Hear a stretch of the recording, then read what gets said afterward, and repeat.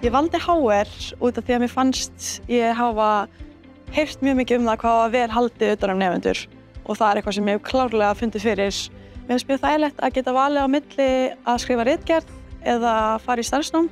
og ég valdi að fara í starfsnám í sumar og ég er bara mjög spennt fyrir því að fá tengsl í atvinnulífið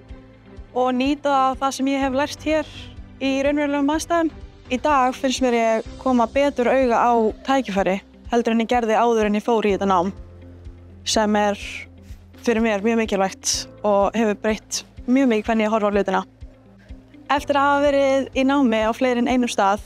þá finnst mér það klárlega þess virði að hafa komið hingað og mér tel þetta sem eins konar fjárfesting í sjálfri mér og fyrir minni framtíð.